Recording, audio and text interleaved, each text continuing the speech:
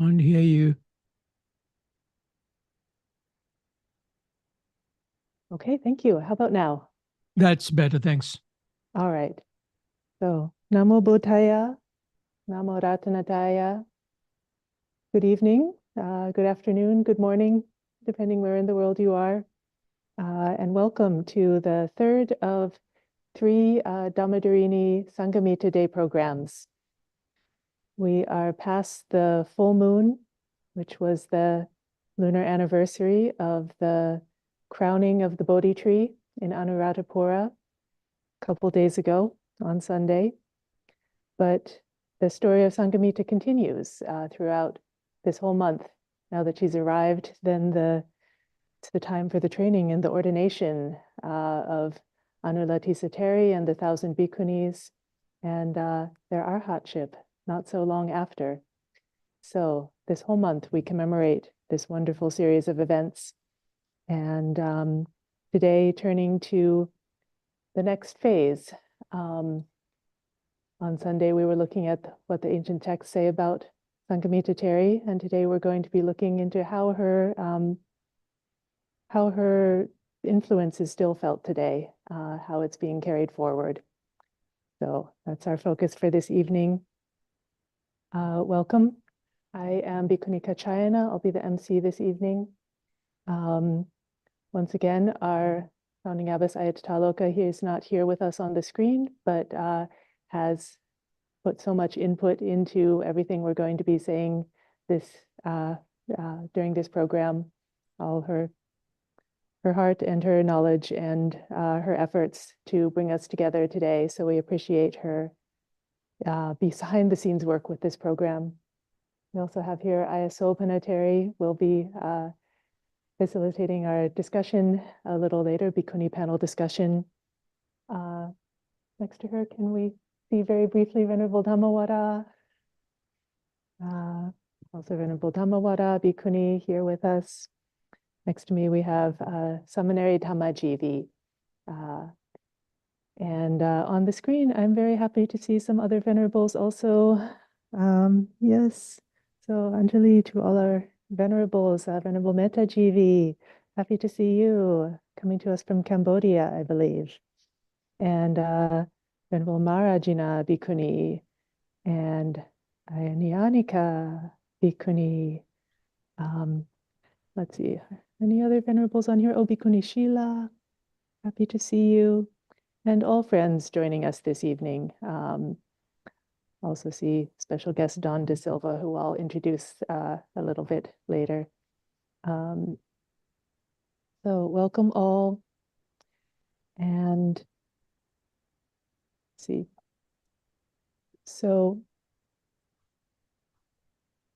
we want to recognize once more our gratitude to not just those who are here today, but to the whole lineage of, going back to the Buddha, all our teachers and the Bhikkhuni Sangha lineage coming down to today, especially the Bhikkhuni Sangha from Sri Lanka, knowing that there is this particular connection to Sanghamitta Theri. And I'm going to play we have a gratitude presentation that some of you might have already seen on Sunday, but we'll share it again because our gratitude continues. So just a moment, let me screen share that.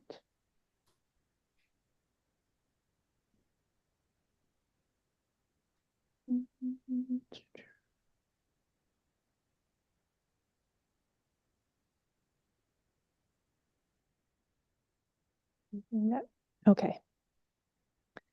So we'd like to begin this evening by expressing our gratitude. First and foremost to our original teacher, the Buddha, without whom none of us would be here joining together this evening. To the ancient Bhikkhu and Bhikkhuni Arahant Sangha, represented here in our Dhanasala at Dhamma Monastery. On the right here, you see the ancient Bhikkhuni Arahants, the two foremost disciples of the Buddha. There we have Venerable Khema Theri, foremost in wisdom, and Venerable Upalavana Theri, foremost in spiritual power. And then on the other side, we have Venerable Sariputta Thero, foremost in wisdom among the Bhikkhu Sangha, and Venerable Moggallana Thero, foremost in spiritual power among the Bhikkhu Sangha. So them representing the ancient Bhikkhu and Bhikkhuni Arahant Sangha who have carried this forward from the Buddha and beyond. We express our gratitude to Arahanti Sanghamitta Theri, especially today, and to Arahanti Anulatisa Theri, who was ordained by Sanghamitta Theri and became an Arahant, the first in Sri Lanka, and carried this Bhikkhuni lineage forward, and the noble lineage of the Buddha as a noble one also. And down to today, we express our gratitude to the present-day Sri Lankan Bhikkhuni Sangha, especially those who have been close to our community at Dhamma, including Venerable Bhikkhuni Sudarshana Mahatheri, who was the senior-most in monastic life of the Bhikkhunis of the groundbreaking 1996 Sarnath Bhikkhuni ordination, and who has served as one of the two first Theravada Bhikkhuni preceptors of North America, along with our Dhamma founding abbess Ayatthaloka Mahatheri. Also, Venerable Bhikkhuni Mahagoda Sumitra Mahatheri, who ordained as a Bhikkhuni in 1997, together with our founding abbess Ayatthaloka. The Most Venerable Paduke Sumitra Mahatheri, who served as the Bhikkhuni preceptor of our Dhamma vice abbess Ayasolpana Theri. Also, Her Most Venerable Bhikkhuni Nisayana Acharini, Venerable Siri Sumedha Mahatheri. And her Venerable Bhikkhuni mentor and friend, Venerable Kalutara Sudina Mahatheri, who she spent time with at the Bhavana Society earlier in her monastic life.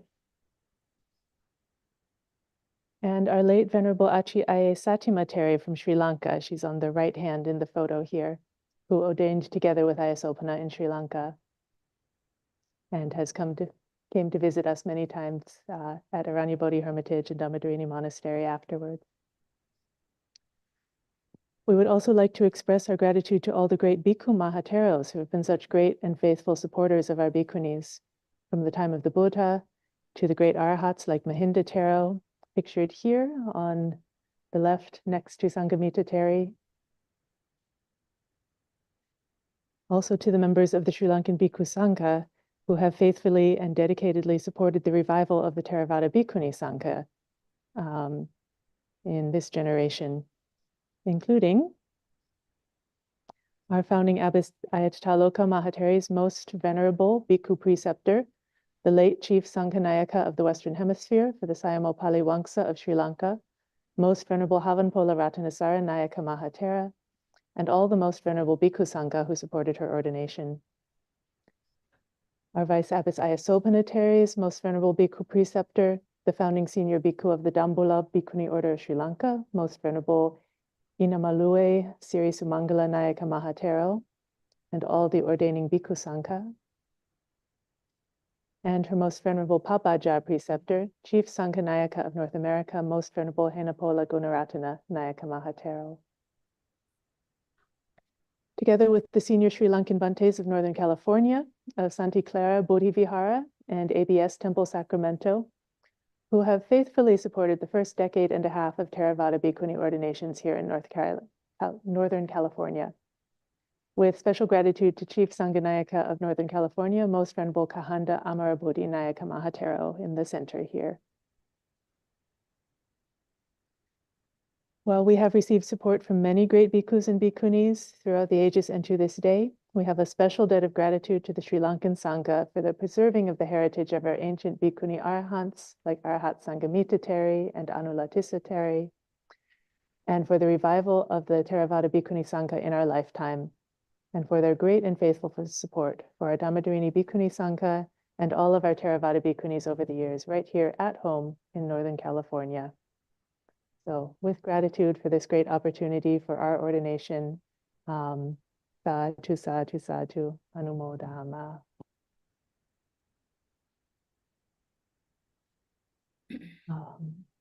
And with that gratitude, I'm going to invite Seminary Dhammajivi to share gratitude with another special teacher. This one who has been involved in bringing these stories of Sanghamitta to Cambodia. And we'll hear from her gratitude to this person who she will share about. And then we'll hear after that from Mettajivi about what it has meant to her to have these stories brought to Cambodia, and how that has related to her own life as a bhikkhuni. So I'm going to... Thank you, Venerable. Yes, do you have your...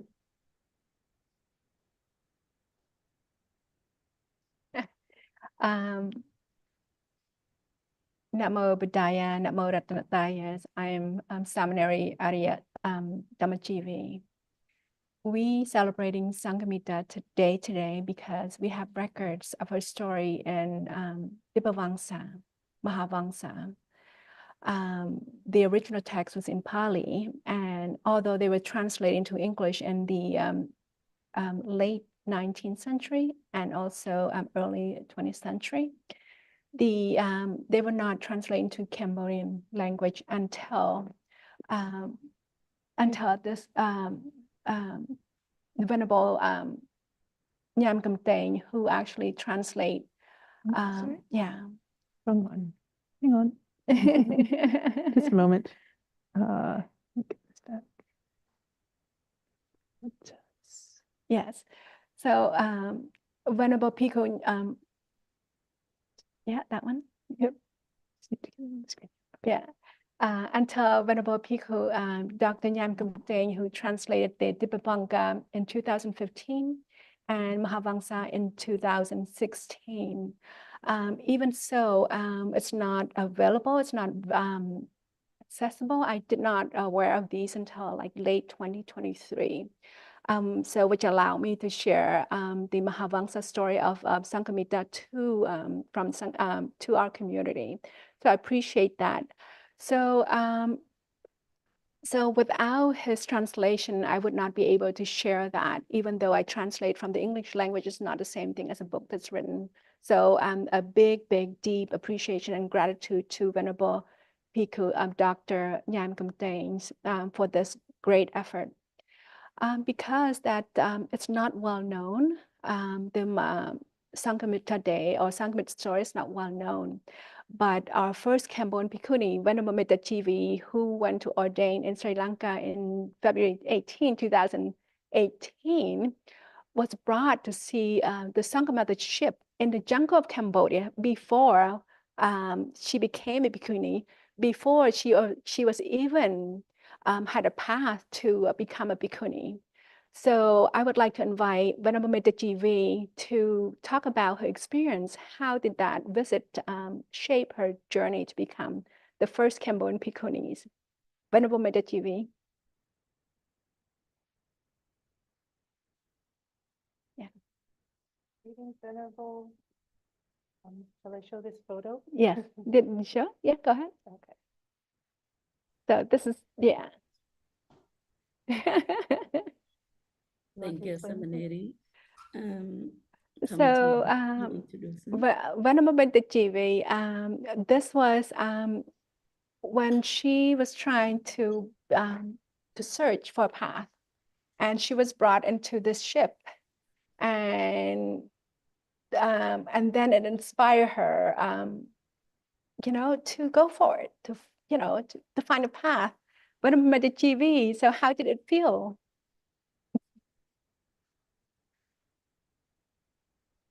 Can we hear you? Thank you, Seminary.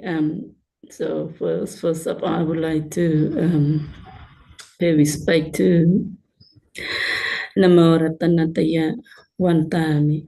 Greeting to the Mahasangha with my high respect. So I'm so happy to be here and to celebrate the Sanghamitta Day together, especially for this time. So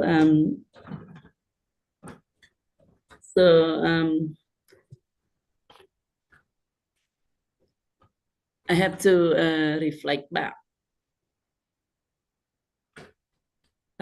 for this image. This is 10 years ago when I was in a white robe. So after my study in Buddhism for about like 3 years, and we set a plan go down to Cambodia with my teacher for 6 months. So at this spot, this is the last day that we on the way back to prepare fly back to USA. But this is really, I feel like really fortunate for me to meet this occasion. This seems like a constant, whatever you call. But for me, absolutely, I feel like it's like something hit me. So this boat, it was built on this ship, Sanghamitta ship is built in Cambodia. The location we call Bạc Cốn. This is away from the Phnom Penh cities. It's really away. So on the way, we travel almost 6 months, and then we come to this place, and this is the first time for me ever to get touched with this ship. So when I got into that place, I kind of like, I did not recognize what is it. I just like think, oh, this is just like a ship and with the monk. But and then when I approached closer to the ship, and then I recognized the appearance of the monk, the Bhikkhuni, by her chest. So I'm kind of like, I was in shock. I said, oh, what is it? And then I looked closer, said, this is a male or female? Male or female? Because, you know, in our community, anything belong to the female monastic, they like kind of like disappear after the Buddha passing away. Everything that the Buddha had teach, you know, had passed down to all of us, but this part can kind of like disappear, especially to the women monastic. So I'm kind of like, I was in shock. But in my pastime, I did study some about the Bhikkhuni during the Buddha's time. Talk about the Bhikkhuni. Yes, it is. And I also remember that during my time, you know, in the white robe, I studied with a Bhikkhu. That time we studied about the Bhikkhuni, and then I asked Pante, oh, Pante, so we had the Bhikkhuni during that time. How about right now? Can we ordain? Can female ordain as a male? And then he said, no more women in the Buddhism.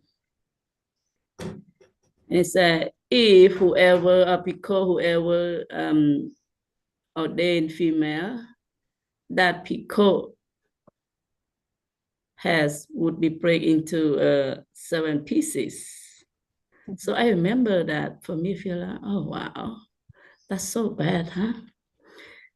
But and then the time when I meet the boat of Sanghamitta, I feel like I was in shock. Something like stir up my mind, stir up, and then I kind of like, I couldn't breathe, and then kind of like overjoyed, you know. And also I feel like, oh, this is the one I've been searching for a long time. This is the one I should be. This is my world. I got it. I've been searching so many years. Now I got it. and also my tears, ran out. But and then another thing came out at the same time, just like I just mentioned the pickle, whoever did the female, that pickle head would break into 7 pieces.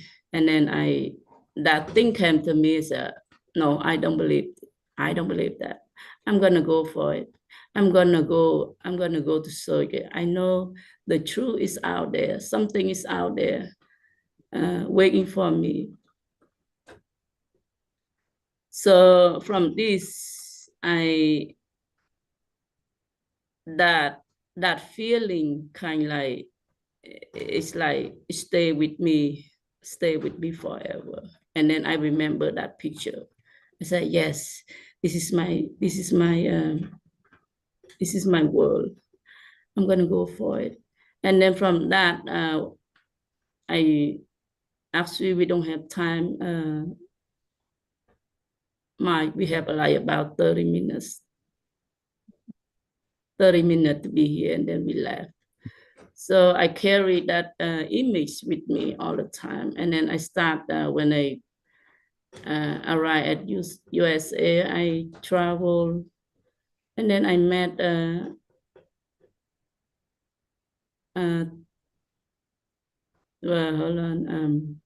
Theri when she was a lay person. She invited me to her place.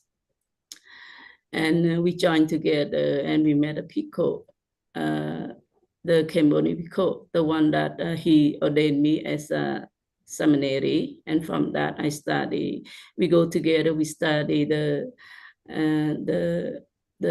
Tibetan in Cambodia. We travel together and then we study. And until my seminary, I think almost complete. And then I constantly met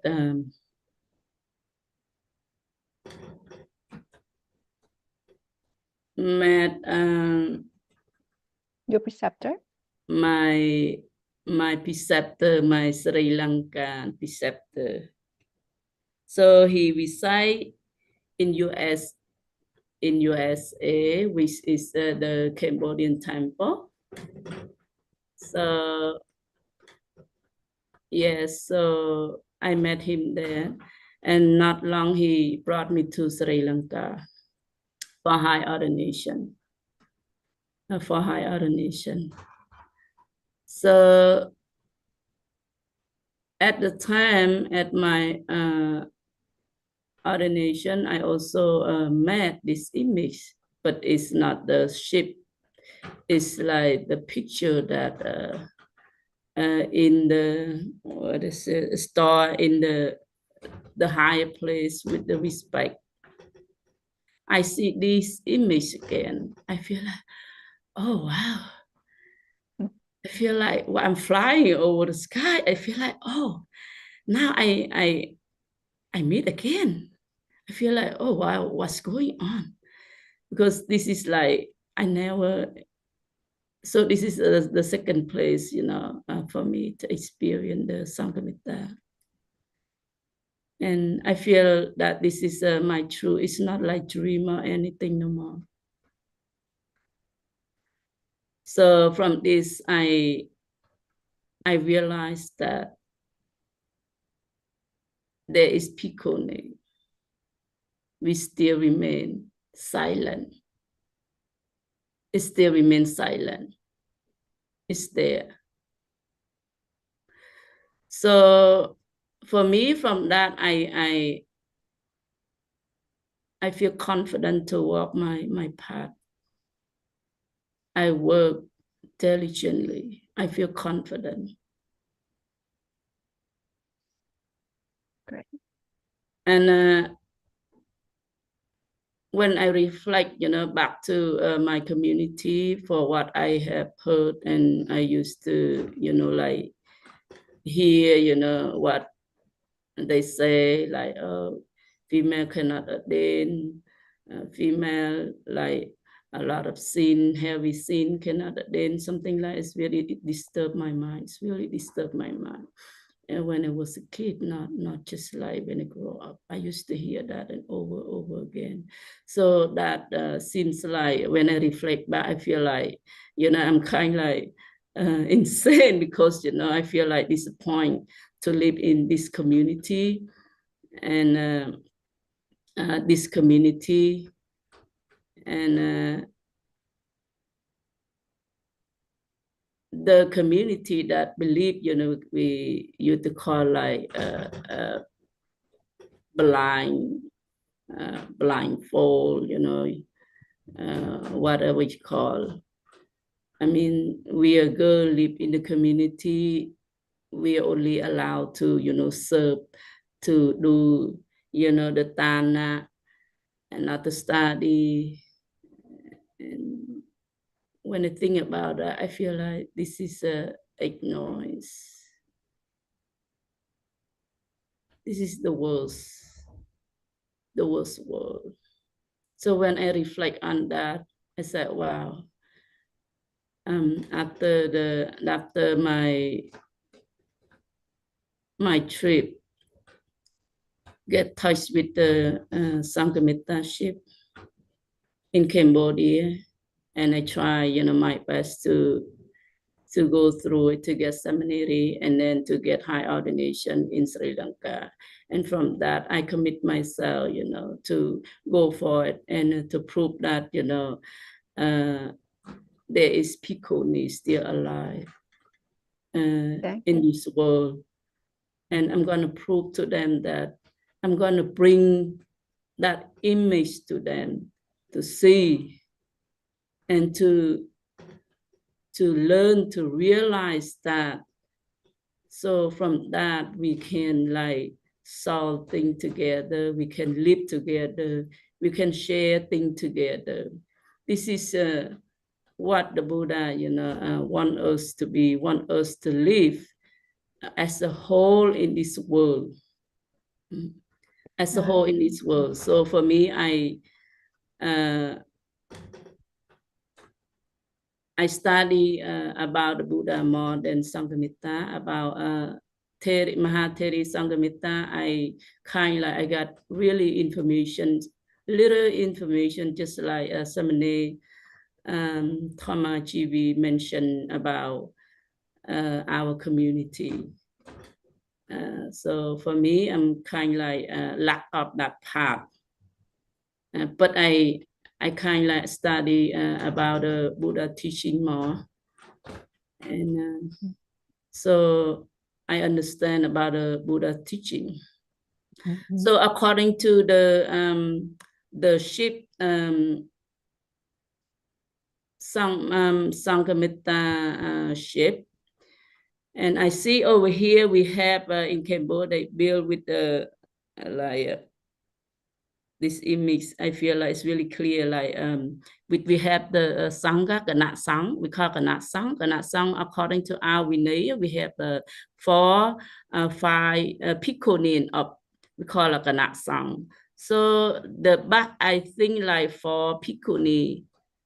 So this is 4 Bhikkhuni and 1 Sanghamitta standing over here. So this is 5 according to our Vinaya. This is the foundation. This is enough to start the Bhikkhuni Sangha. We can do Sanghakam on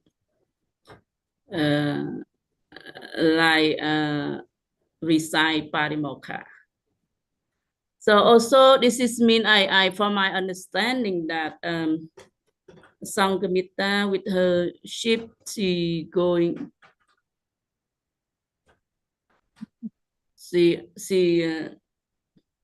went to Sri Lanka to establish Bhikkhuni Sangha.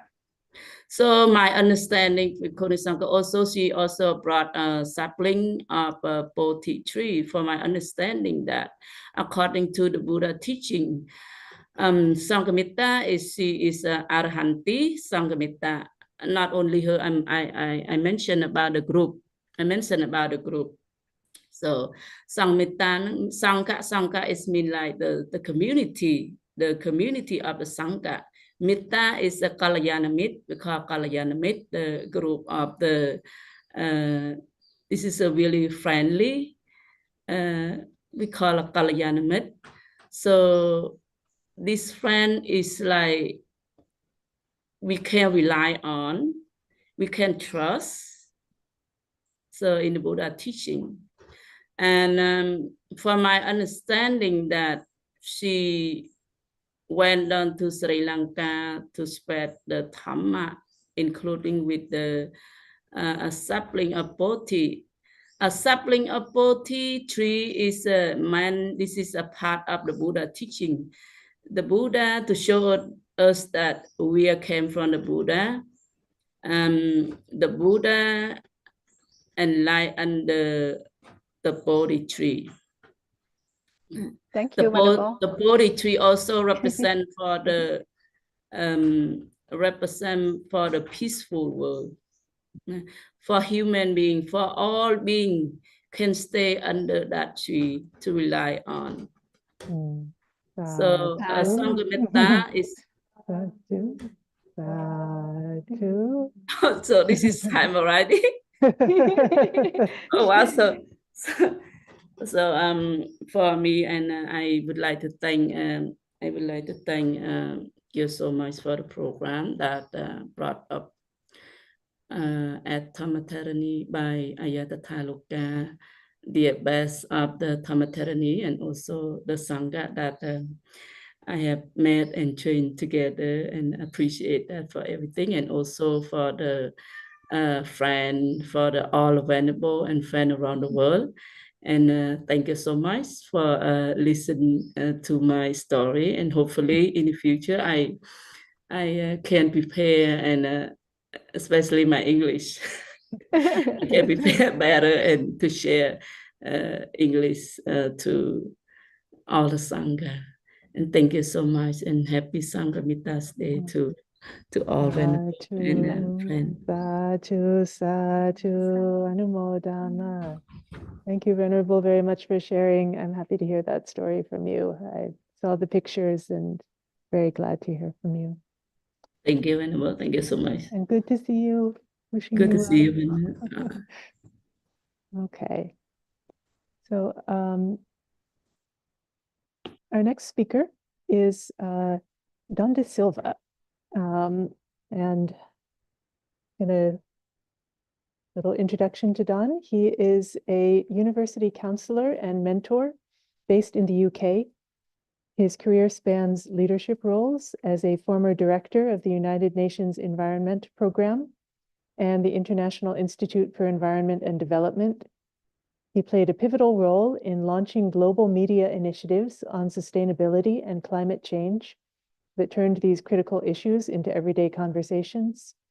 His latest book, How Buddhism Empowers Personal and Social Change, explores the transformative potential of Buddhist principles in shaping individual lives and driving societal progress. And he's here to speak today on the sustainable legacy of Sanghamitta Theri. We saw that he had been posting some things on Facebook about Sanghamitta that seemed really just wonderful to share. And so we thought to invite him here, and he has very graciously accepted our invitation. So thank you very much. Welcome, please. I think you have the ability to screen share. Thank you so much. First of all, thank you, Venerable Kachayana, for that introduction. Thank you very much to the Dhamma Dharani community for the invitation. It's an incredible honor to present this on Sanghamitta Day. Particularly for me as a former diplomat, I regard Sanghamitta Theri as a stateswoman, probably the world's first stateswoman. So with much further ado, let's get down to work, and I will screen share now.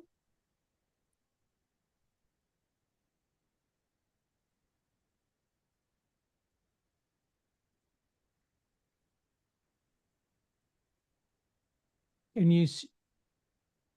Okay, can you see my screen? Yes, yes, Good. thank you. So this is going to be a presentation concerning the sustainable legacy of Sanghamitta Theri. What is sustainability? I was at the heart of these discussions in fashioning this concept, but very briefly for today, I would like to point out to you the definition that we use in the United Nations Environment Programme, which is sustainable development is development that meets the needs of the present without jeopardizing the ability of future generations to meet theirs. If you want to know the sort of history of sustainability, you need just go and refer to this book, Our Common Future, the World Commission on Environment and Development's report. If you have difficulty in getting a copy, please let me know. I'll be happy to send you one as a PDF. Now, I want to set the context of what Sanghamitta Theri has done on a global scale by referring you to the United Nations Development Goals, which we are in now, 2015 to 2030. And in these 17 Sustainable Development Goals, you have gender equality. Now, as you can rightly imagine, we're not going to meet these goals looking at what's happening in the world today, but I want to set what Sanghamitta Theri had done within the framework of these goals. Gender equality is one. But the whole area of environment and sustainability is nothing new, because the Buddha talked about the linkages between the people, environment, and the cosmos, the interconnectedness, and in his sustainable framework. And this sustainable framework, more than 2,500 years ago, in the numbered discourses 3 of the Anguttara Nikaya, the Buddha talks about Digarattang Hitaya Sukhaya, lasting welfare and happiness. So, and then connected with that is this great Mahaprajapati Gautami Theri. You see her photograph there, and hundreds of determined women who initiated the establishment of the Bhikkhuni Sangha. And this acceptance of the Bhikkhuni Sangha marked a monumental historic movement for women's spiritual empowerment. So I'm going to cite the 2 publications or the writings or the historical chronologies mentioned earlier. First is the Dipavamsa, the Chronicle of the Island, the earliest historical chronicle in Sri Lanka, written in Pali, records Mahinda Thera's and Sanghamitta Theri's missions to Sri Lanka. Then we have, following that, the Mahavamsa, which was written somewhere around between 5th and 6th century, composed initially by Mahanama, is the most detailed and influential historical chronicle of Sri Lanka. So both mention Sanghamitta Theri and Mahinda Thera's activities in the country. Approximately 230 years since the passing of the Buddha. Mindfulness Theri's arrival in Sri Lanka stimulated an earthquake of interest among people to learn about the Buddha Dhamma. It was not a trivial occasion. And verses 14 and 15 of chapter 13 in the Dipavamsa talks about these earthquakes. At that time, I won't go into normally I first mention what is said in Pali and then I move to English, but time is of the essence. I don't have the time, so I'll stick to the English translations for this particular presentation. And this is quite interesting. At that time, says the Dipavamsa, there was a great gathering in the beautiful Nandana gardens, consisting of householders' wives, young women, noble daughters, and women from respected families. There was a mass interest in what the teachings of the Buddha Dhamma is at that time. Having assembled together, the Dipavamsa continued, they came to see the Thera. And whilst conversing joyfully with them, the evening time arrived. So these discussions went late into the night, and it would have looked like this with Mahinda Thera speaking at the Nandana Gardens in Sri Lanka, in Anuradhapura, and then vast numbers of women attendees from different parts of the country coming to hear what he had to say. This was what sparked the whole process of bringing in the Buddha Dhamma on a wider scale in Sri Lanka. So leading this interest was Princess or Queen Anula, the king's sister-in-law, accompanied approximately, says the Mahavamsa, by some 500 women of the royal household, expressed their desire for ordination. And this is in chapter 15, verse 36. The Queen Anula had a desire to go forth together with the 500 women and said this to the Lord of the world, that's Devanampiyatissa, today itself we will go forth, if that is your wish, Lord of the earth. And the Dipavamsa records it in a much more low-key place. It refers to the queen called Anula, who was a believer or a follower of the practice in the Buddha, the Dhamma, and the Sangha, and the fraternity. She confessed the true doctrine and put away the desires of existence. So she went and spoke. The sister-in-law of King Devanampiyatissa to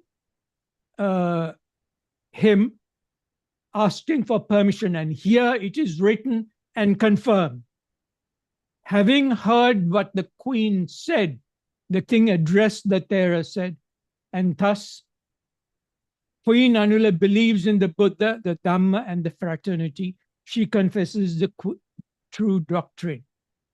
And so there was this demand to ordain and to be serious practitioners of the Buddha Dhamma. And here is where Queen Anula or Princess Anula and some of her leading representatives from the women's side meeting with King Devanampiyatissa and requesting for ordination. It is interesting to read between the lines, as I understand this, particularly from my own cultural background. I think this request was more a demand. It was not going to be asking for permission. It was really saying, we are going to ordain, that's it. So set about doing this is what is necessary for us to ordain. There was no question of saying, will I be ordaining or not? And that is what Sanghamitta Theri did also with the great Emperor Asoka. We move now to Dhammic diplomacy. This is really quite important for me as a former diplomat. So the process of bringing Sanghamitta to Sri Lanka laid on Prince Arita. So Mahinda Thera said, I can't ordain the people who want to be ordained, the women who want to be ordained. You have to send a message to my sister, Sanghamitta Theri, to come. So this task was given by King Devanampiyatissa to Prince Arita, who is not much talked about in the discussions concerning either Emperor Asoka, King Devanampiyatissa, or with Mahinda Theri, or with Mahinda Thera, and or with Sanghamitta Theri. But we must credit Prince Arita, who was actually the chief minister at the time. And he accepted this task, as it is said in the Dipavamsa, chapter 15, 82 to 84. Prince Arita's statecraft delivered, returning with Sanghamitta. He did, I don't have the time to go into it, but that was a masterclass in diplomacy, because he first went and talked to Emperor Asoka, and he was very hesitant. So he then sidetracked and went and approached Sanghamitta Theri directly. So here is Prince Arita at the court of Emperor Asoka, presenting the request from King Devanampiyatissa for Sanghamitta to be sent to Tambapani, the copper-colored island, which is now called Sri Lanka. So Emperor Asoka was very sad, actually. If you go, whom will I be left with? Because there is Mahinda Thera, then Sanghamitta Theri, and then there is Sumana Thera, who two of them are there. Whom am I going to be left with? However, Sanghamitta Theri said, I suppose this is not just my brother's words, and many are waiting for the going forth, which I also desire to give. Great King. So listen to these words. And so now I must go. So the great Emperor Asoka had no choice whatsoever. This is what I feel. So Emperor Asoka responded, if you desire to go take a branch of the Supreme Bodhi tree and go, noble sister, you must see your brother in Sri Lanka. So this was actually a royal command. It was a royal assent to go. Please remember that the request from King Devanampiyatissa to Emperor Asoka and his approval means that of course the women who sought ordination were ordained and given the process of doing so, but the establishment of the Bhikkhuni order, the first international Bhikkhuni order, was a state affair. It was an affair between two state rulers. And I'd like to highlight that fact. So, accompanied by a fourfold great army, the disciple of the Bhikkhuni Sangha departed across the great oceans. carrying the supreme Bodhi tree. So this was a royal send-off, as you would see in royal send-offs or massive state send-offs or massive state departures today in the world, as you would see. And this whole process is part of this framework, this brilliant diplomatic strategy by Emperor Asoka, strategized by the great Moggaliputta Tissatero to spread the Dhamma to many parts of the world. And so here it is.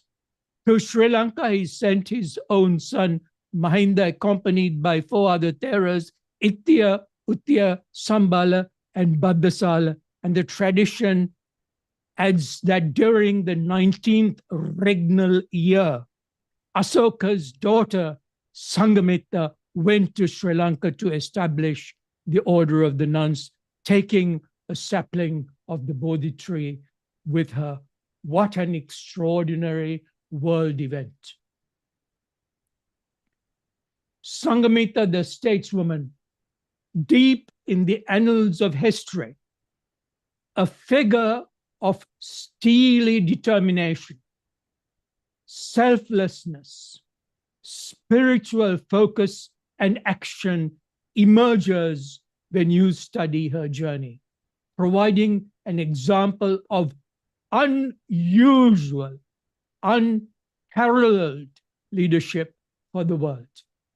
Sanghamitta, friend of the Sangha, daughter of the Emperor Asoka and his wife Devi, together with a group of bhikkhunis, shattered many glass ceilings. And her arrival in Sri Lanka during 245 BCE was at her own initiative. And she didn't come alone. She came with her delegation, the visionary 12. And here they are, the 12 all together who came according to the Dipamamsa. Sanghamitta Theri, Uttara, Vikachana, Hema, Pasadapala, Agimitta, Dasika, Teggu, Habata, Matta, Malla, and Dhammadasya. This is in Dipavamsa chapter 18. And what is the sustainable impact of Sanghamitta Theri and her team from Jambudipa? By the way, if I'm going over by any chance, please warn me so that I can conclude as according to the time frame required. And so here is Anla Devi, princess, preparing for ordination during that time.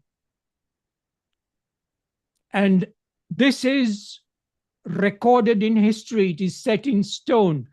And the Anla Devi Sitya, as you know, has been excavated and work is carrying on. And it is around about 2 kilometers from the road from Anuradhapura on the A9. And this is the Anla Devi Sitya, where I have been and spent quite a bit of time there. And this is the statue welcoming visitors, making her the first woman to be ordained by Sanghamitta Theri in the historic establishment of a woman's spiritual order. And this is written in stone, that is the life of Anla Devi Theri. And this is rock inscription 101, which we call referred to by archaeologists in Sri Lanka. This is in the Brahmi script.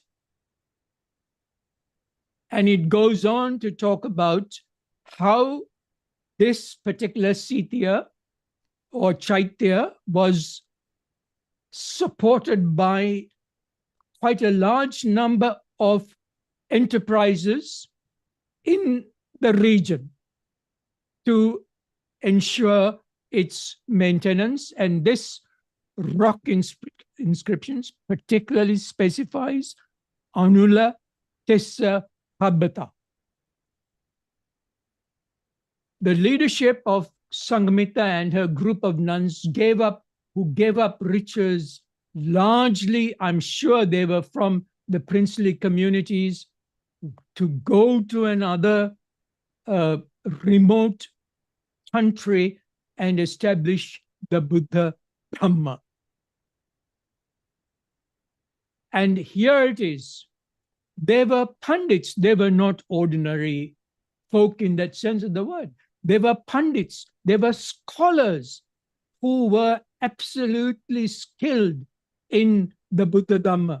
And the Dipavamsa says they taught the Vinaya Pitaka in Anuradhapura. They also taught the 5 collections of the Sutta Pitaka and the seven treaties of the Abhidhamma. Their impact resonates throughout the ages. People from varied walks of life, inspired by their teachings, embrace the Bhikkhuni path, says the Dipavamsa.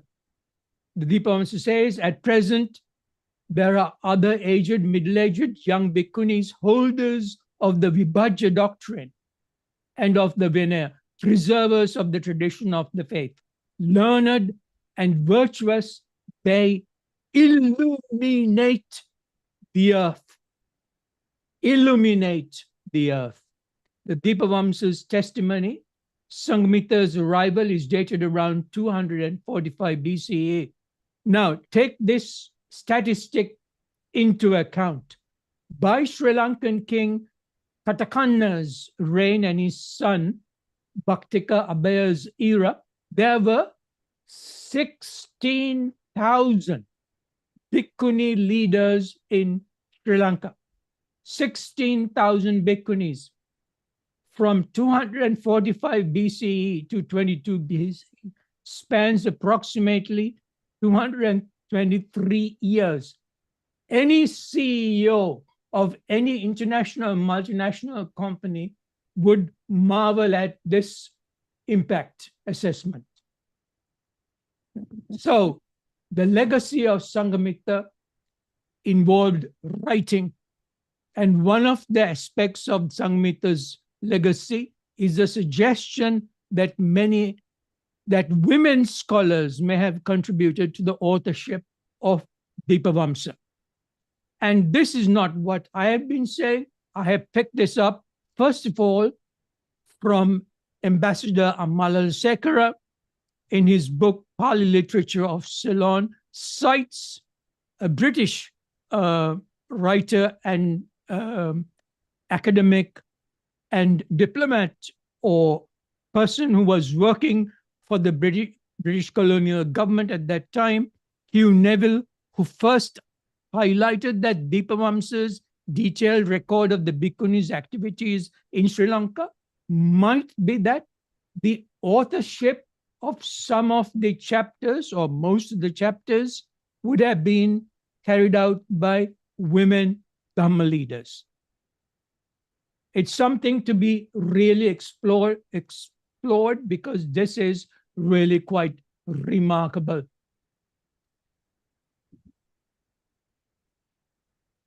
Now the legacy continues today.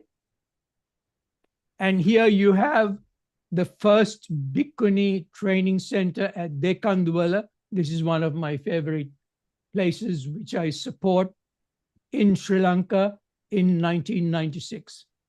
Received the Pirivena status during 2018, and there are some 13 Pirivenas dotted throughout the country.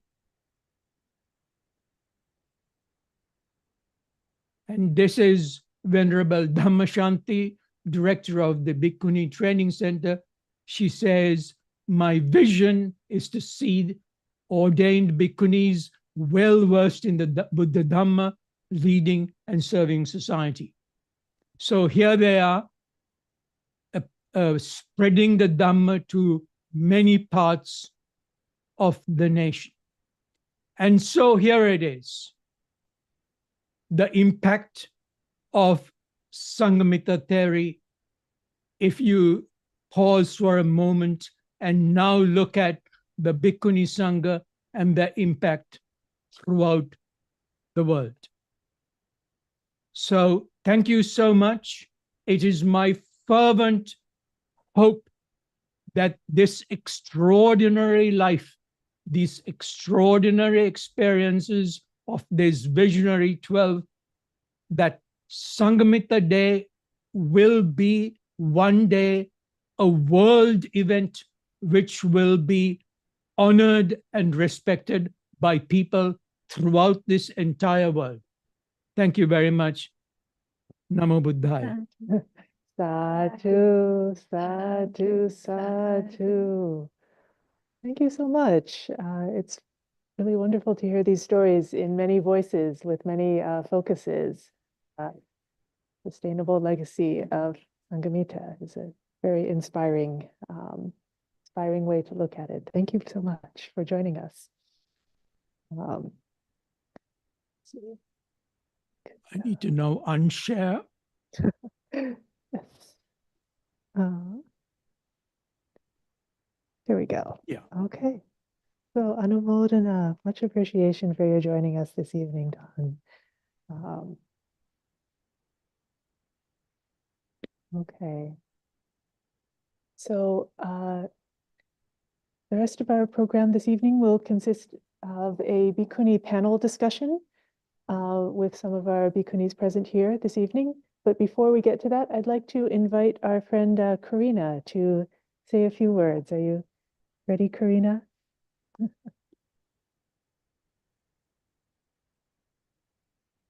Thank you. Thank you for this wonderful program. And Don De Silva, wow, what a great presentation to put it all into context. It really, really gives me a greater appreciation. And that's kind of what I'm here to talk about a little bit about the relationship between monastics and lay supporters. Yeah, just I think it's obvious, the people that are here tonight, how much we appreciate monastics and value them. And it's so different, I feel, from reading a sutta versus interacting with a monastic. It's like monastics hold the Dhamma. They are the living Dhamma for us. I guess it's so different than to read a sutta versus to have a conversation, to participate in the programs, and just to see them live. All is teaching us. So I really appreciate monastics coming from a practitioner point of view.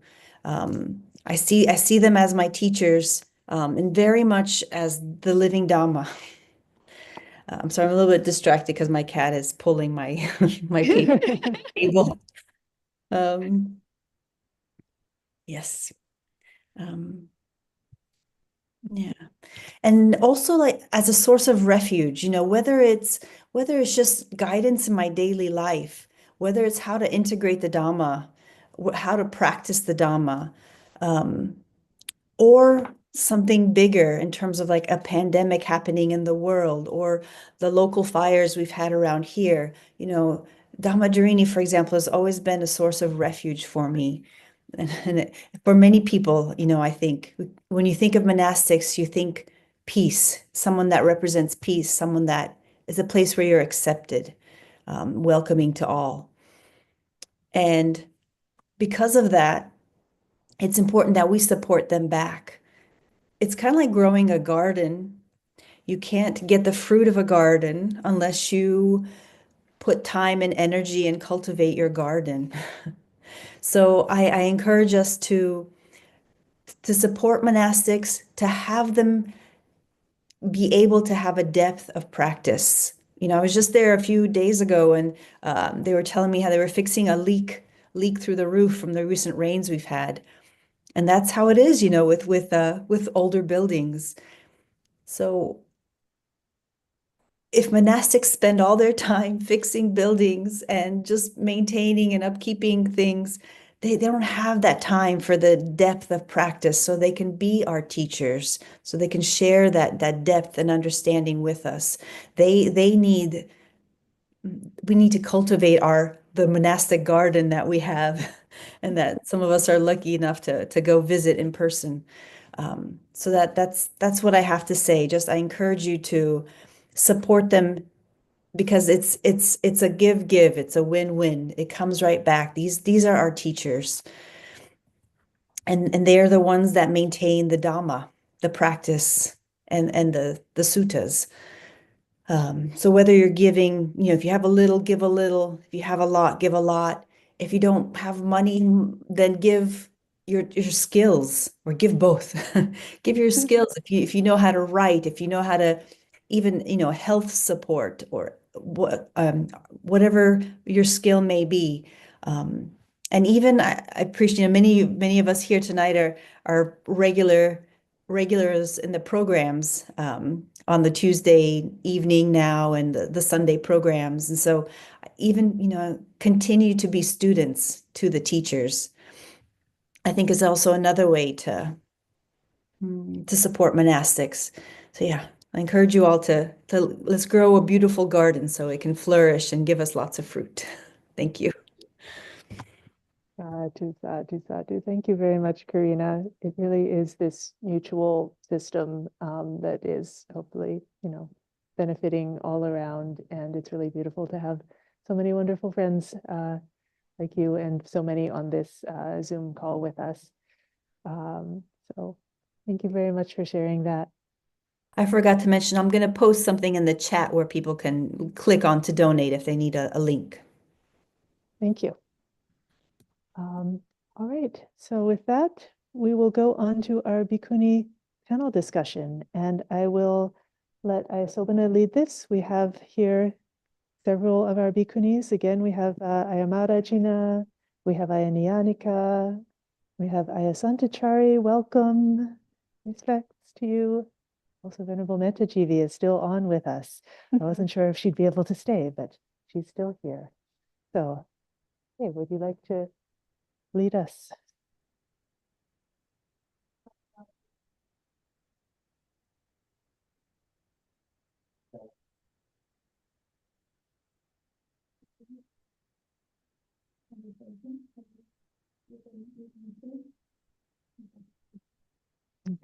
Add some. Okay, yeah.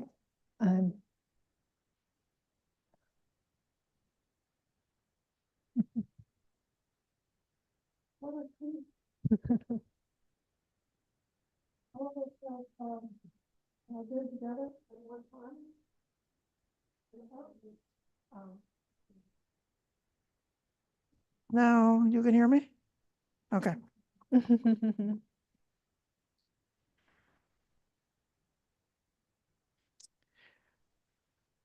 The panel, the group that you see here of Bhikkhunis has all at different points of time practiced together, studied together, and made the effort to develop ourselves under the leadership of Ayatollah.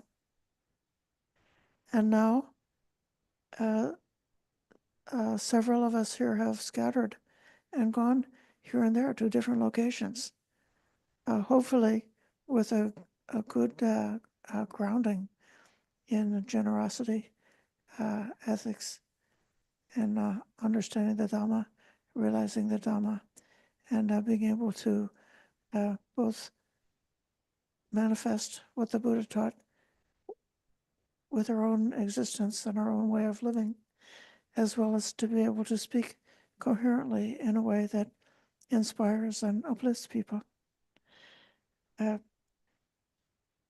As Don De Silva was drawing the analogy to Sanghamitta as a diplomat and relating to his own experience, what I think is really interesting is to see what inspiration or example we can take from the Arhat Bhikkhuni Sanghamitta to our own aspiration to show the world the presence of the Bhikkhuni Sangha, the presence of Bhikkhunis in places where Bhikkhunis have not been seen before, and to show the living presence of the Fourfold Gem and the Buddhist teaching embodied with us in the form that we're following and trying to carry out this this tradition.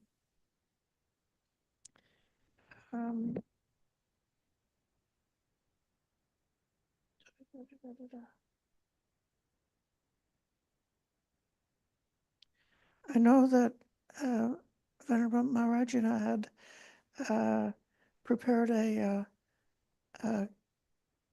clip in Spanish language, which was telling the same story, and that's so wonderful. Can we look at that first as an interval? Yes, I think we can look at this video produced in Spanish. So I think Maharajina is leading the way in being a Dhamma messenger for the Spanish-speaking communities, especially in Cuba. And she has created this video translated into Spanish with a very brief version of the story we just heard in some detail. But I think it's nice to play again. And so just to sort of see this missionary project taking shape. So I can screen share the video. And for those who are not Spanish speakers, I can read a English translation while you watch the Spanish on the screen. If you are a Spanish speaker, feel free to mute me and just watch the video. But to make this a bilingual production, just a moment, let me find my video, just a moment.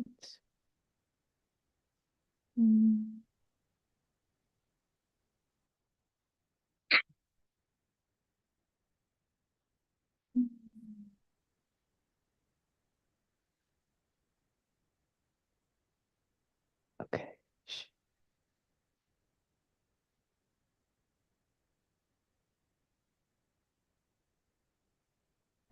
Here we go.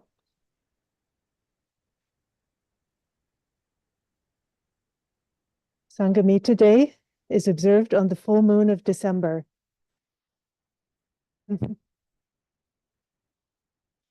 Commemorating significant events according to the ancient Pali texts. The arrival of Arahanti Sanghamitta in Sri Lanka from Bodh Gaya, India, with the southern branch cutting of the sacred Jayashri Mahabodhi tree to be planted and rooted.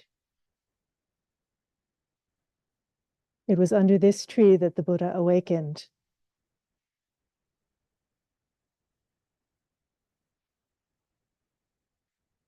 Anula Devi's request for ordination was accepted by Arahanti Sanghamitta, who then supplicated her father, Emperor Ashoka, to permit her journey. He, with vacillation, pain, and with tears running down his cheeks, consented. Sanghamitta Theri headed a delegation of 12 Arahant Bhikkhunis and 18 families who were expert in diverse arts, trades, and sciences. Her arrival was received with great joy by Queen Anula, together with 1,000 women aspirants. King Devanampiyatissa, the royal entourage, Mahinda Thero, her brother, and the Sangha of Bhikkhus. This was the beginning of the ordination of Bhikkhunis in Sri Lanka. And in accord with all the ancient Pali texts, Anula Tissa Theri, and later the founding group of Bhikkhunis, quickly achieved the state of Arahants. Today we appreciate Sanghamitta Theri for doing everything in her power,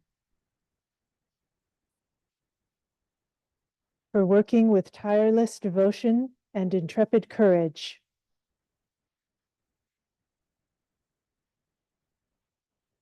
for the moral, intellectual, and spiritual elevation of the women in Sri Lanka. To Arahanti Sanghamitta, Sadhu, Sadhu, Sadhu.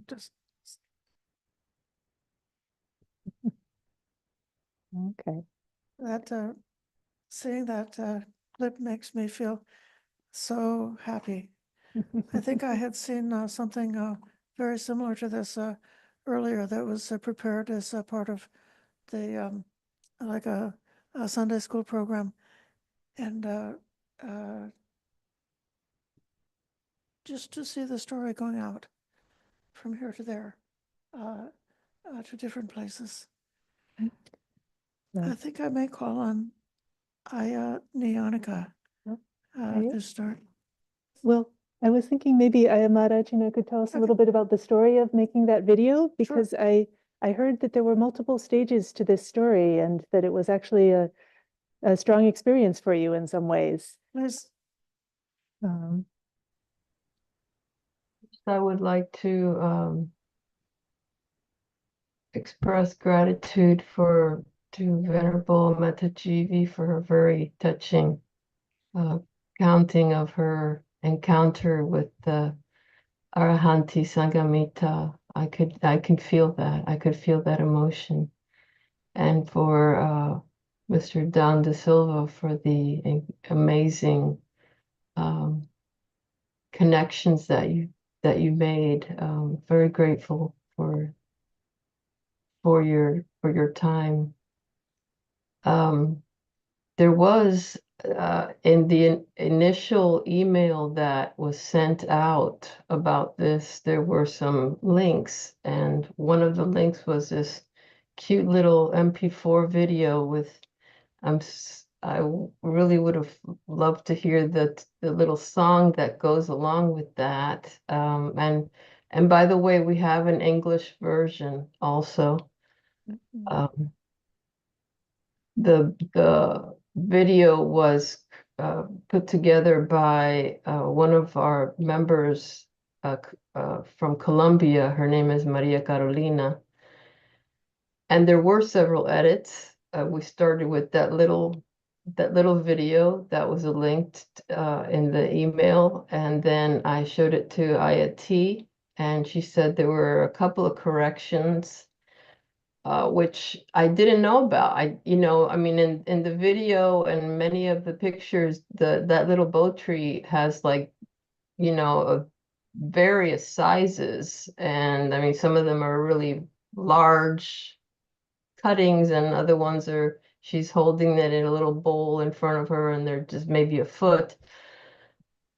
So she told me it was Ayati told me that it was quite a large cutting from the southern branch of the Bodhi tree, and that it was cared for very well so that it would take root. And the other thing is, as history goes, Ayatollah said that there were like some simplifications of the story, and in the first little clip, it was like a treaty among kings, and the whole motivation, the origin of the request, which was Queen Anula Devi's request that was made, and it was Sanghamitta's acceptance that was completely missing from the clip, so that we added that. But along the way, I never really had that much of a connection with Sanghamitta. But along the way, I've come to understand, that we're both guided by Dhamma, and she's a lamp lighter, and has lit the way for all of us. And Sri Lanka has lit the way for the Bhikkhuni Sangha. I mean, from there it went to China, and we're giving back to India now, and to Thailand. So it was very, very touching and very inspiring. And Cuba's not all that different from Sri Lanka, maybe geographically, but you mean it's an island country and it has much of the same vegetation, much of the same weather. And so, and Theravada is taking root there. Oh, plenty of Bodhi trees. I don't know their provenance, but there's a lot of Bodhi trees in Cuba. So thank you for letting me describe a little bit about that. Okay, great. Thank you. And Yannicka, would you offer your thoughts?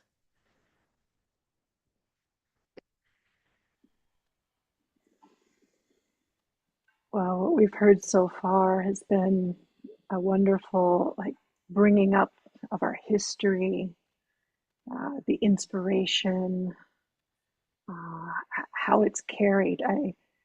I don't think that any of us would exist today as bhikkhunis without Sanghamitta's bringing not just the Bodhi tree, but the Dhamma, bringing ordination to Sri Lanka. And then from there, it's gone out into the world, and we've got multiple continents represented here today. So I definitely don't want to lose sight of this deep appreciation. And I understand that this panel is also about it in the world today.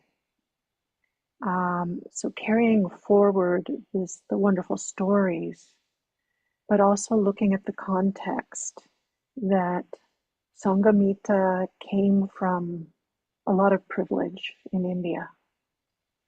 And the Queen and the 1,000 women who were first ordained in Sri Lanka had a lot of privilege and power. And they used that privilege and power for such good.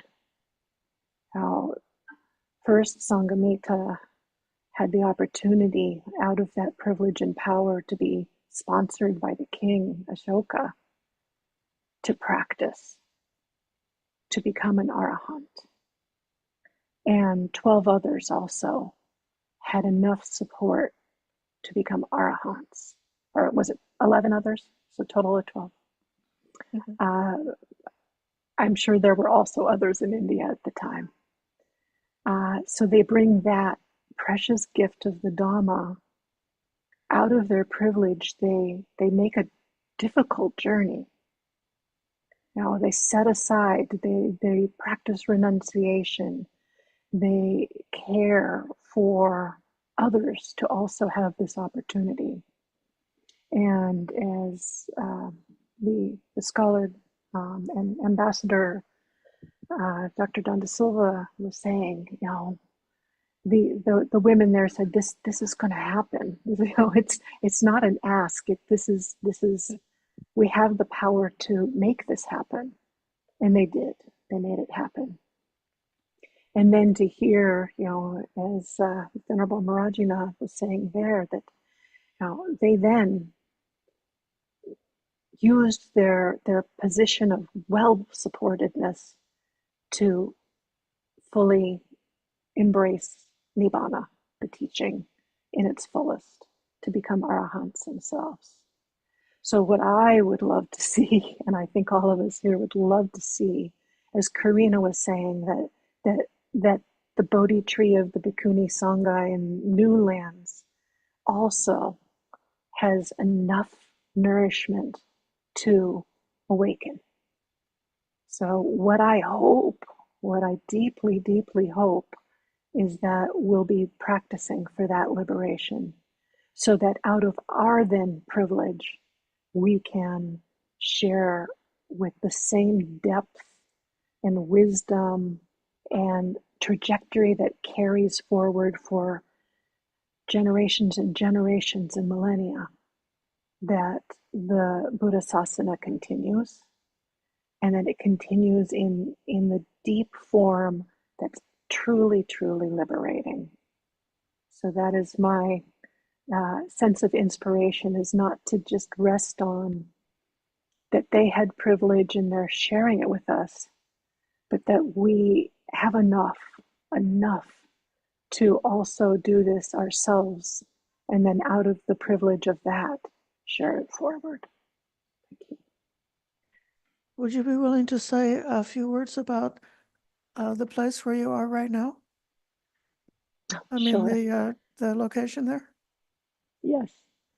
So I'm with Suvijana Bhikkhuni at Pasadi Vihara in Olympia, Washington State, which is in the U.S. It's kind of up in the furthest northwest of the continental U.S. And the name, Pasadi Vihara, that the tranquility, the serenity. The working name for the monastery was Samadhi, but there are a lot that exist. And so as we were walking, another monastery supported us in the incubation to see what might take root. And there were people up in this area that invited, just as Sri Lanka invited Sanghamitta, but we're not arahants yet. Invited that we come.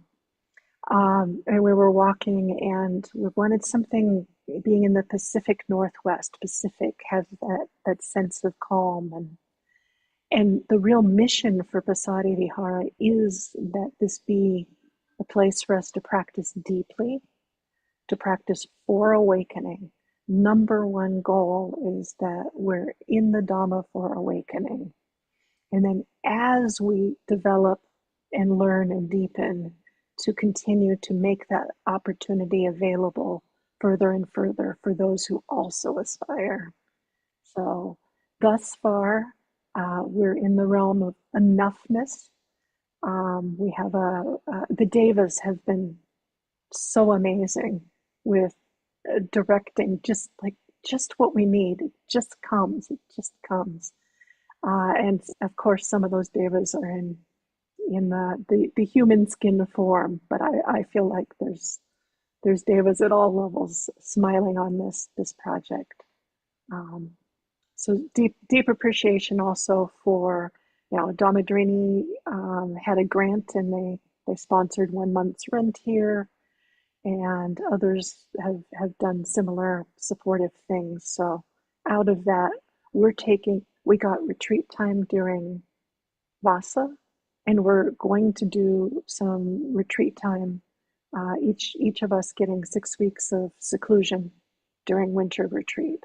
So thank you, everyone who supports, because this is, I feel, why we're in robes, is to continue the Buddha Sasana by actually learning deeply, understanding deeply. And the Pasadi Vihara has been established for 1 or 2 years? Has been established. Let's see, we're still working on all the legal paperwork, but we're less than 8 months old, and just amazed at the beauty that's already evolving. Yes. I want to circle back to Marajana and ask for some description about the place where you're living right now, and also the Dhammachari initiative, which maybe is a gleam in a visionary eye, and just in the process of coming to birth.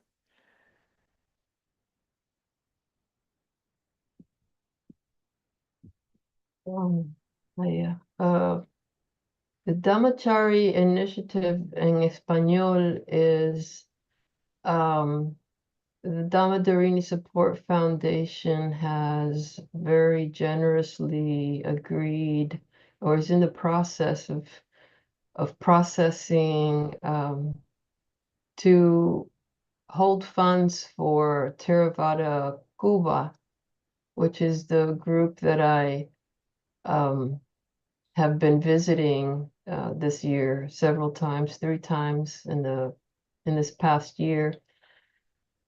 They in Cuba, there's a great economic scarcity at the moment, and several pandemics, mosquito-borne viruses, a lack of medicines. a lack of, even in hospitals. When we were there, someone fell off the roof and they took him to a hospital on a motorbike, on the back of a motorbike. And it was the owner of the house that we had rented came back to me later that night with a gentleman that had fallen off the roof and asked me if we had any aspirin or Tylenol. I had mentioned that we took some over-the-counter medicines, and so that poor man with 3 fractures in his leg was able to get some Aleve, I think, and ibuprofen is what we had available for him. And just I have to reiterate what Corinna said and what Nyanika is saying, and what we find ourselves saying is that right now I'm living in a house in North Florida, and I should have much more retreat time than what I do. I just, there's a reason why Avalokiteshvara has a 1,000 armed version, and this is where we're at. So, but it's coming together anyway, and the Dhamma opens the doors. The Dhamma has been opening doors this entire time, and with surprises and with blessings. So I have just to just to follow that light and share that light when it's possible. It seems to me that indeed the alternation between having time for the personal, individual growth and development in the Dhamma to realize what we're able to realize, and then the other side of the coin being that 1,000-armed Avalokiteshvara who's willing to be the hand of help, reaching out and offering and showing in many different ways for the world. Both of those things are true. When Sanghamitta would have received the message, she was, as I understand it, she was staying in the home city of her mother, her birth mother, not at the capital with the king and all the politicians and all of the busyness and the activities of the capital, but rather in what I imagine to be a place that was more serene, rural, meditative.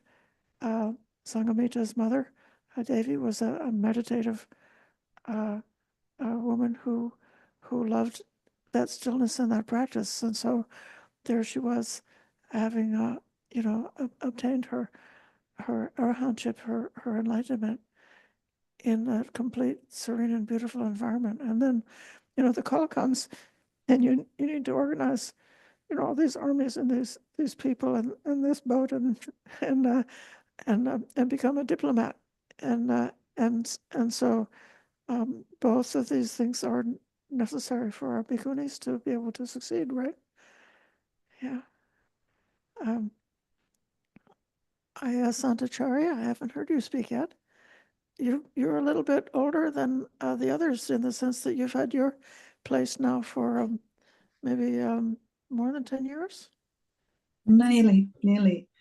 Well, I've been here back in Adelaide more than 10 years, but I kind of didn't really establish it as a vihara until about 9 years ago. But yeah, it's sort of running on rails now. But in terms of private practice, because my mum's now so very, very frail, I suffer from hypervigilance. So here I can see the real difference. For example, when I get to go on retreat in a couple of days, and my sister's coming in. Excuse me. My sister's coming in to look after mum for a few days. And the difference is striking when I put down my carer responsibility.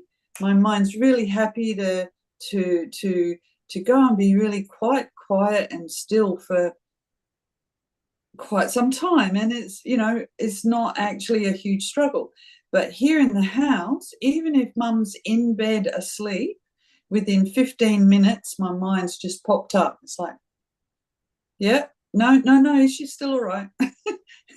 She's not dead yet.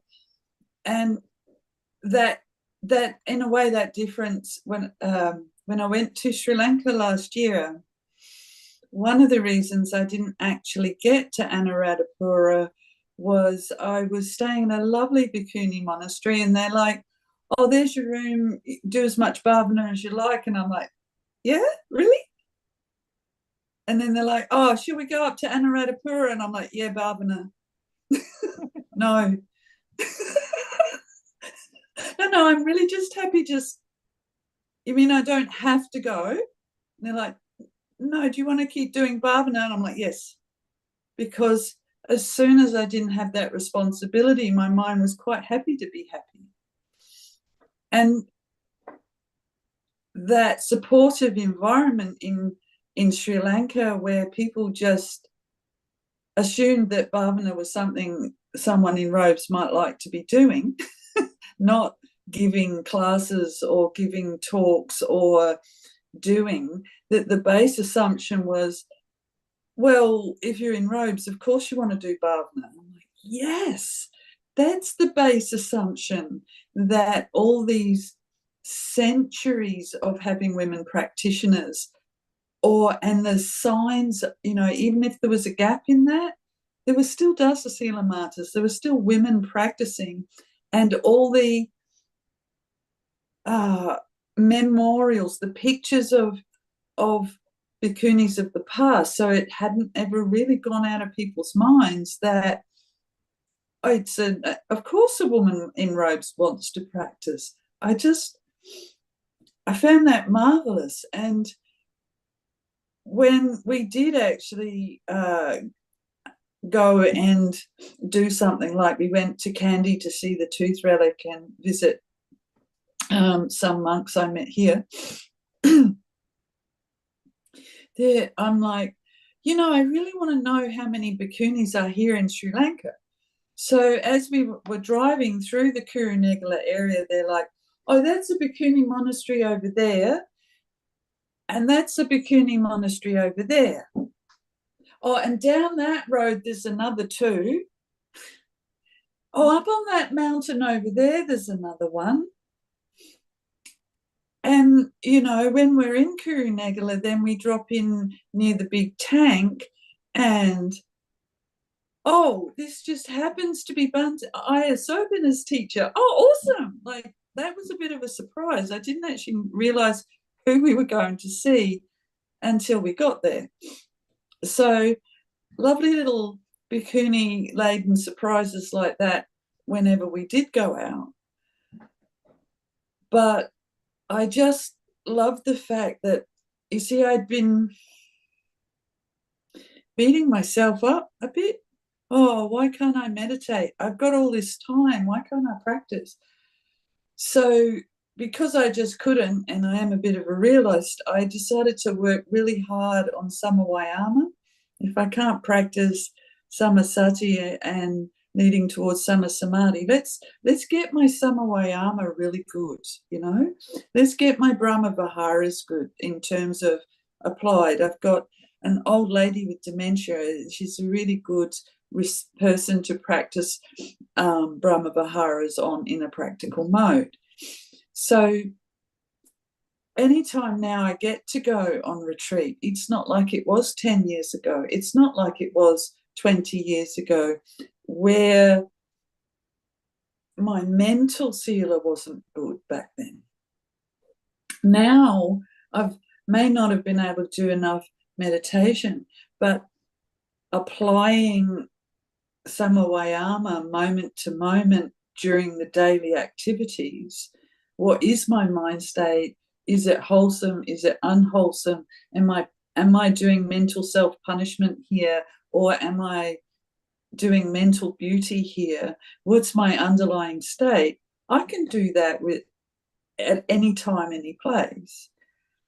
So I don't know. That is, and Sri Lanka made me realize I wasn't neglecting my practice. That as soon as I could put the hypervigilance down, then I could do samasati, and then I could move towards samasamadhi really quickly. If Mum hadn't gone and had a heart attack while I was there, I reckon I might have even got some actual good samasamadhi going. It felt so supportive. And being Sanghamitta Day, I feel that's that assumption of course a woman wants to practice is entirely from her. Without her and without Anula Devi and all of the other women practitioners throughout the ages, in fact, right now in the modern day, I truly believe that most of the English as a first language monasteries of either or any gender would not be doing so well without our Sri Lankan supporters, all of us. The modern commitment of the Sri Lankan people all around the world in supporting the Buddha Sasana through supporting Sangha, it is our life. It is our lifeline. For I don't know a single English as a first language monastery that is not heavily dependent on Sri Lankan supporters. They may well be out there, but I don't know of them. And so that brings up in me a great gratitude and appreciation for that Buddha Dhamma that's right throughout the heart and soul of their very culture, and how they manifest it right around the world. And if the Sri Lankans have got anything to do with it, the Buddha Sasana and the Bhikkhuni Sangha along with it will last many thousands of years more. Woohoo! Well, thank you very much. Sorry. There's so many interesting themes in what you brought about and what you brought out here, and it's definitely true for all of us. We face the universal human aspect of facing with the aging and death of our parents, facing those human life events, facing our own aging, and also what you brought out in terms of the cultural heritage. It's kind of fantastic to me how sometimes in the suttas, some of the stories, there's like one incident that happened and it took one day, or one statement that the Buddha made that took 10 words.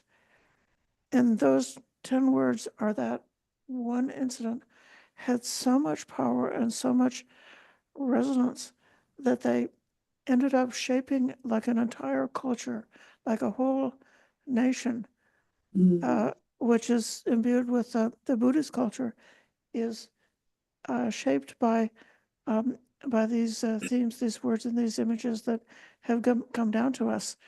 And when we are coming to a non-Buddhist country like America, or a country that's a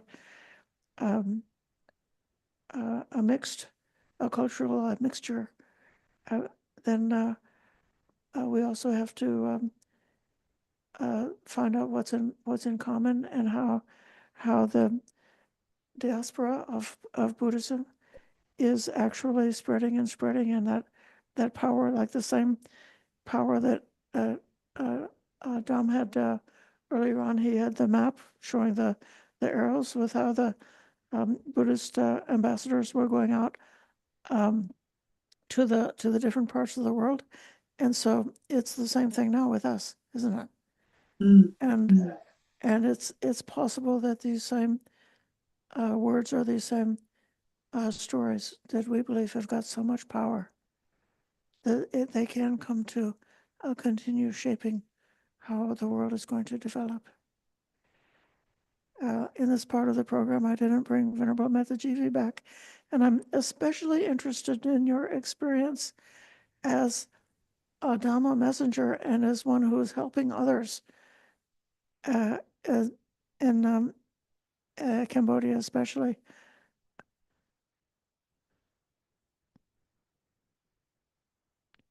So have you, could you tell a little bit about the work that you've done in terms of helping the young seminaries or the women in Cambodia?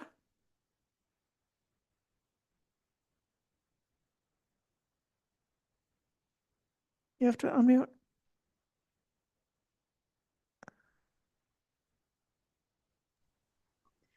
So right now I'm with the seminary. With seminary, we stay in one place that it's not a temple or anything. This is this place offered by the devotee. And right now for us, it's really special. It doesn't matter. We don't have to be a big temple or anything. Just like all we need, just like a small hut or anything, that's enough for us. And with a food, one meal, and that's good enough for us as well. So right now, I'm with the seminary, and we practice together.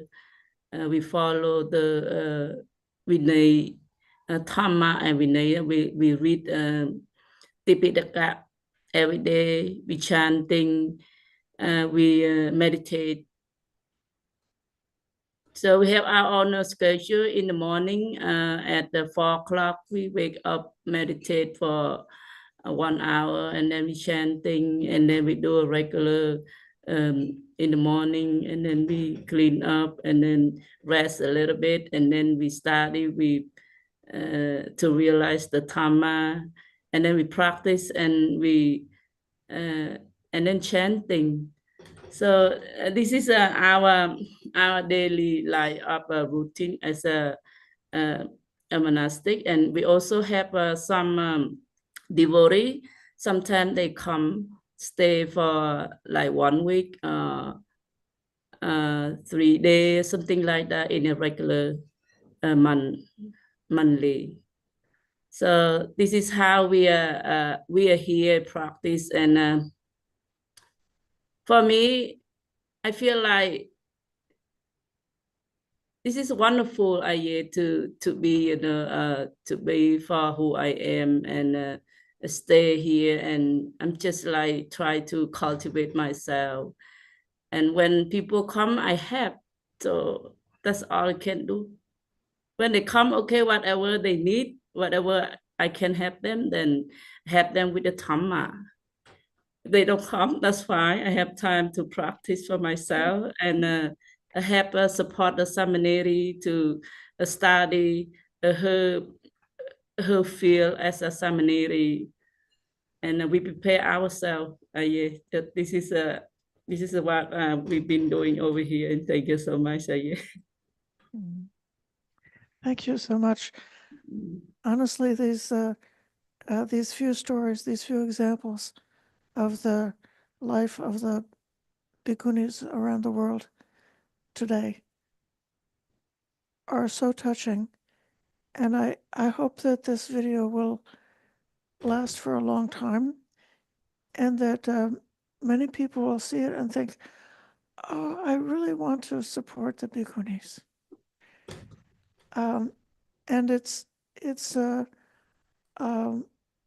not just that, the Bhikkhunis should try to get very large, temples with big statues and thousands of tourists coming by every year, because that's not necessarily going to be exactly the right thing.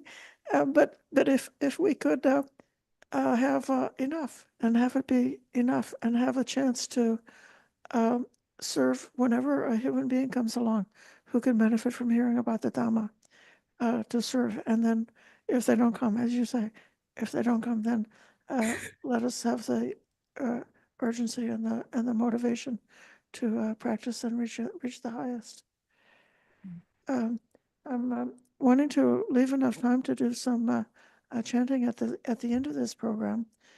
I wonder whether, Don Silva, do you have any comments or questions to ask this group of bhikkhunis?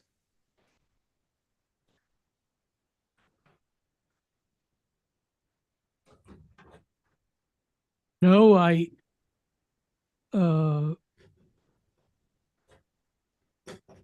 can you hear me now? Yes. Yeah. No, I am absolutely delighted to be part of this Sangha today.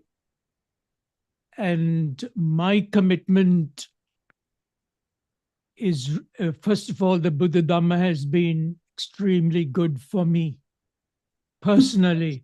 This is the reason why I am in it, because it has helped me in my, not only in my personal life, it has enabled me to enhance my skills and talents.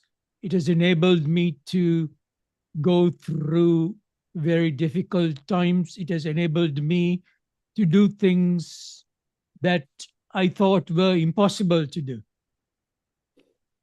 So it has been for me personally extremely, from a cost-effective process, extremely beneficial. So I am doing my little bit now to give back in terms of sharing my experiences in whichever way I can. So I'll be quite happy to be part of one of the things which I think I am focused on, as you can see, is to get the world to understand and appreciate this extraordinary process of Sanghamitta Theri and the entire sustainable process around her. And that's something which I am deeply committed as part of my work for the next couple of years of my life to ensure that this message reaches as many corners of the world as possible. So it has Thank been you. lovely working with you.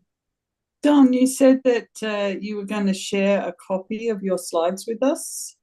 Will you be putting the slideshow somewhere we can download it, and perhaps would it be all right to reuse it to give a talk on that to I'd be my quite local happy people? to share it with you. If I can send it to Venerable Kachayana, or I can send it to Venerable Tavira, who initially contacted me. I can send the PDF. And if you want also a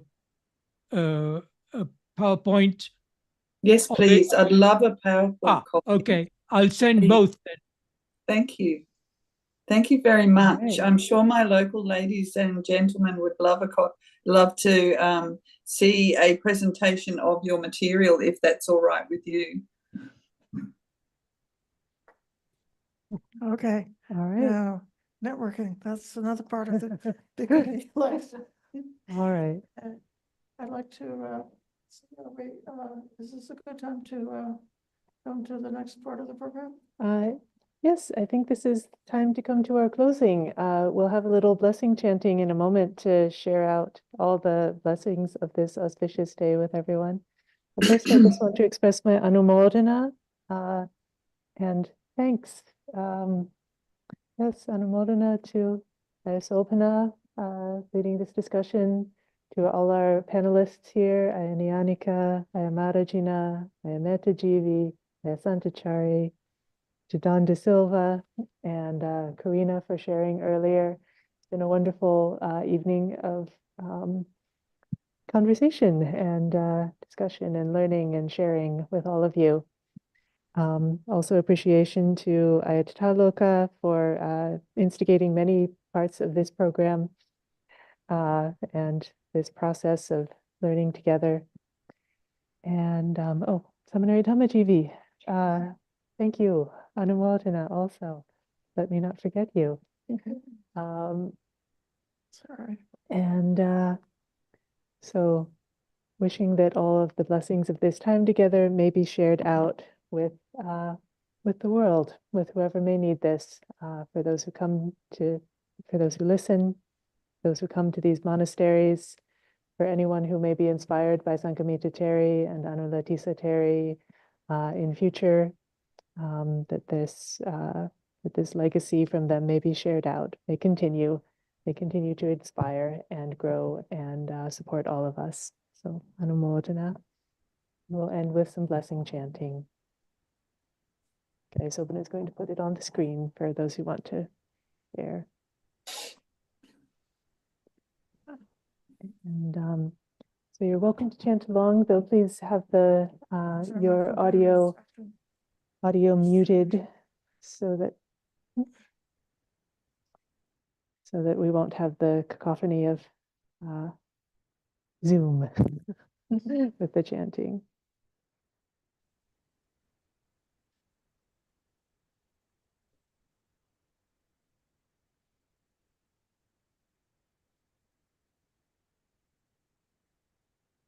No, I'm screen sharing, that's why. Okay. Is the share happening? No, there we There go. it comes.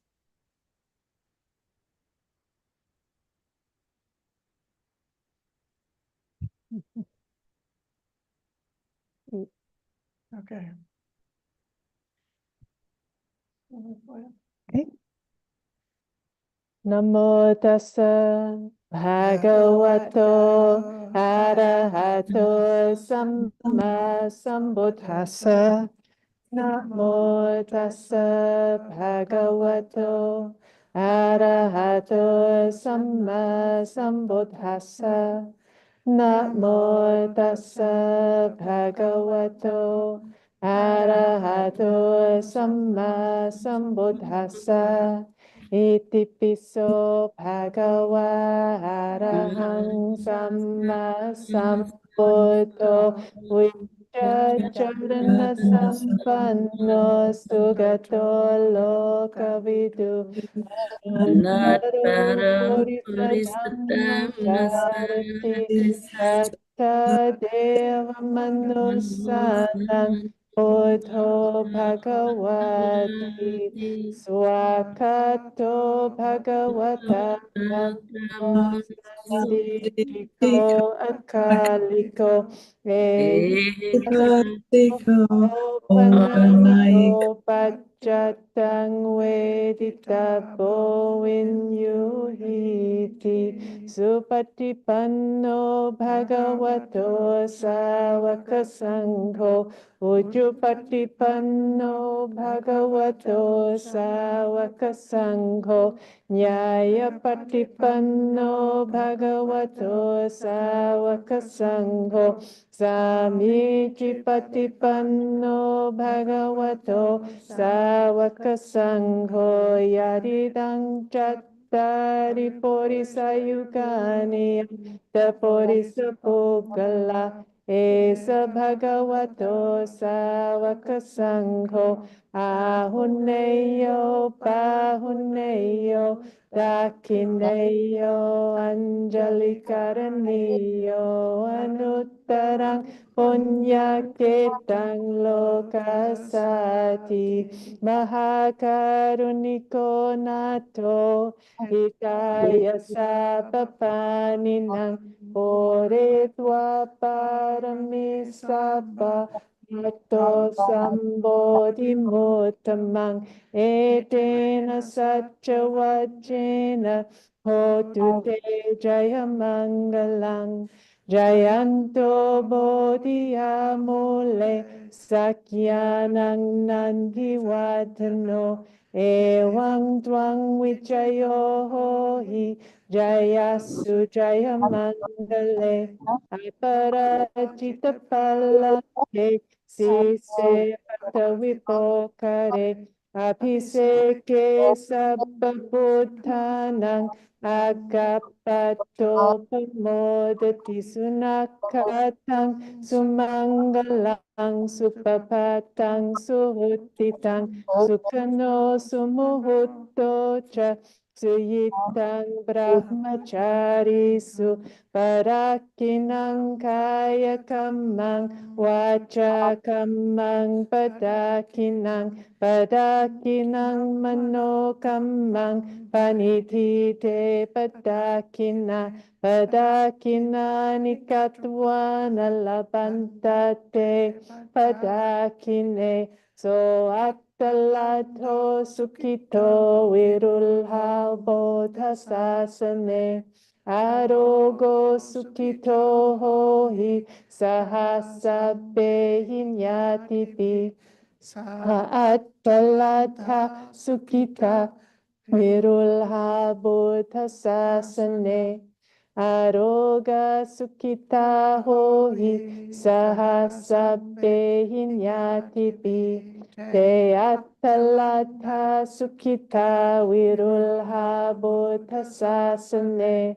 Aroga Sukita Hota Sahasabbe Hinyatipi Dukkha Patta Chani Dukkha Bhaya Patta Chani Bhaya Soka Patta Chani Soka Hontu Sabe Pipanino Etawata Cha Amhehi Sampadang Punya Sampadang Sabbe Devanumodantu Sabba Sampatti Siddhya Danandarantu Sadhaya Silang Rakkantu Sabbada Bhavana Bhirata Huntu Gachantu Devata Gata Sabbe Buddha Balapata Pacekananchayang Balang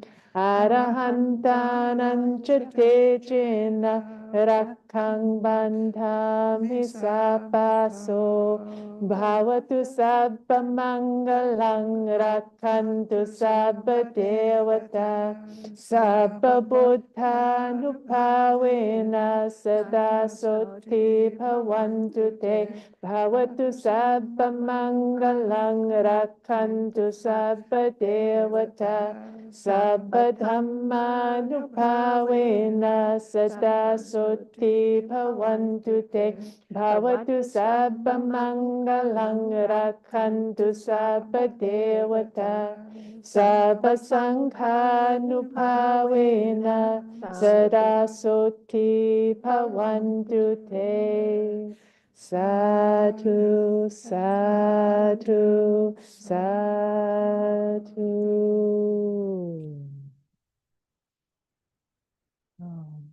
Anumodana. Thank you to all for joining this evening.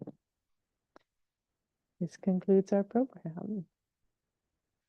Stop the live stream.